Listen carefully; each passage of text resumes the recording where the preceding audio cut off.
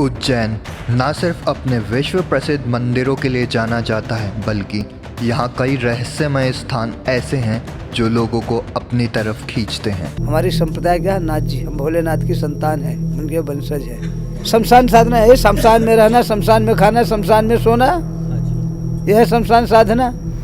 महाराज ने धुर साधना की 12 वर्ष जितने वज्र का भंग करने के लिए तपस्या, तो इन्होंने इसी पत्थर को ऊपर उठा के उसके प्रभाव के ऊपर निष्फल कर दिया।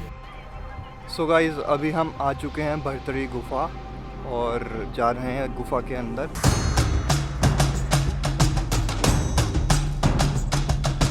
प्राचीन कथाओं के अनुसार उज्जैन के राजा भर्तरी अपनी तीसरी पत्नी पिंगला पर मोहित थे और उस पर बहुत विश्वास करते थे। राजा पत्नी के मोह में अपने कर्तव्य को भी भूल गए थे। उसी समय महान तपस्वी गुरु गोरखनाथ का आगमन उज्जैन में हुआ। ऐसा माना जाता है कि राजा भर्तरी गुरु गोरखनाथ के पूर्व जन्म के शिष्य थे। राजा भर्तरी ने गुरु गोरखनाथ का खूब आदर सत्कार किया। इससे गुरु गोरखनाथ अत्यंत प्रसन्न हुए और प्रसन्न होकर गुरु गोरखनाथ ने उन्हें एक फल दिया, जिसे खाने से वो हमेशा जवान रहेंगे और उन्हें कभी बुढ़ापा नहीं आएगा और हमेशा सुंदर बने रहेंगे। राजा को चमत्कारी फल देकर गुरु गोरखनाथ वहाँ से चले गए। राजा ने फल लेकर सोचा उन्हें जवानी और सुंदरता की क्या आवश्यकता है, और उन्होंने वो फल अपनी तीसरी पत्नी रानी पिंगला को दे दिया। रानी पिंगला राजा से प्रेम नहीं करती थी, बल्कि वो वहाँ के एक कोतवाल से प्रेम करती थी। तो रानी ने वो फल कोतवाल को दे दिया। वो कोतवाल भी किसी और स्त्री से प्रेम करता था और कोतवाल ने वो फल उस स्त्री को दे दिया।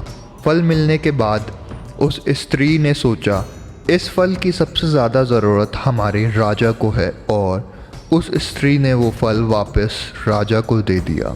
राजा वो फल देखते ही चौंक गए, और जब राजा को सारी सच्चाई का पता लगा कि उनकी पत्नी पिंगला उन्हें धोखा दे रही है, पत्नी के धोखे से आहत होकर राजा भर्तरी अपने छोटे भाई विक्रमादित्य का राज्य अभिषेक कर कर अपना सारा राजपाट त्याग कर उज्जैन की एक गुफा में चले गए।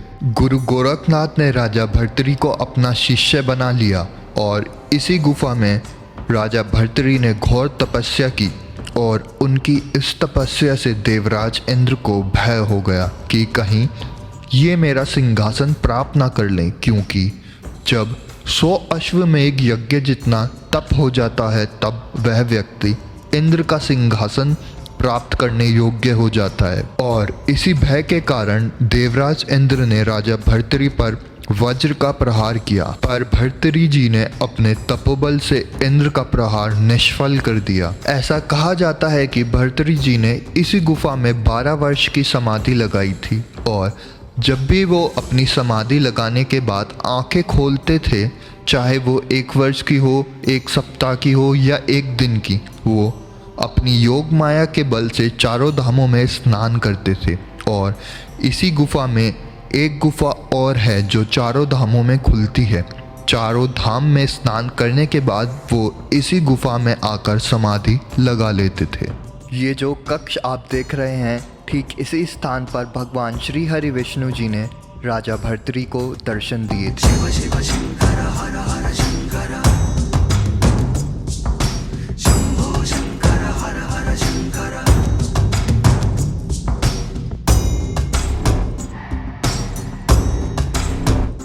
ये जो छोटी सी गुफा आप देख रहे हैं, ये वही गुफा है जो चारों धामों में खुलती है। शिव शिव शंकर हर हर शंकर शंभो शंकर हर हर शंकर शिव शिव शंकर हर हर शंकर शंभो शंकर हर हर शंकर।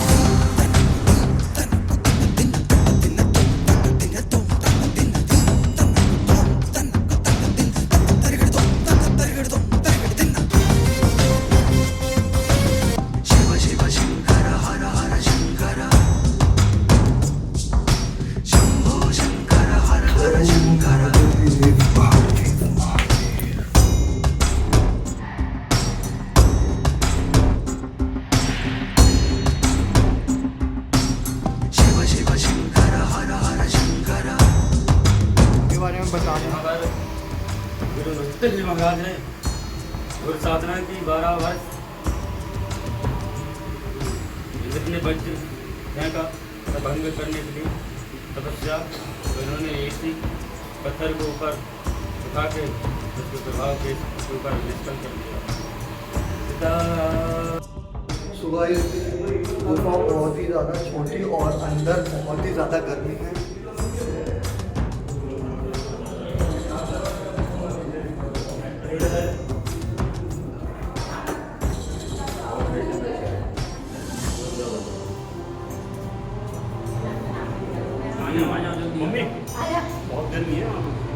गुफा नंबर 1 में बहुत ही ज़्यादा गर्मी थी, आप देख सकते हैं पूरे पसीने में हो गए हम। और अभी हम जा रहे हैं गुफा नंबर 2 में। Let's go.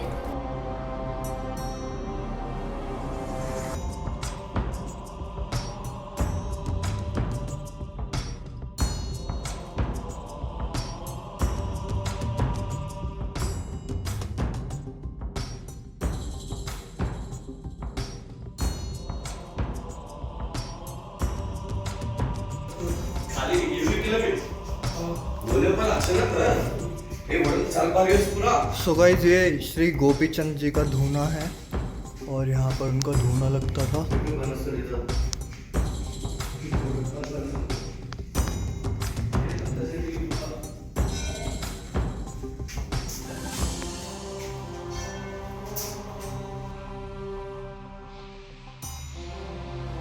सो गाइस, अंदर बहुत ही ज़्यादा गर्मी है और अब मैं जा रहा हूँ वापस ऊपर गुफा से बाहर।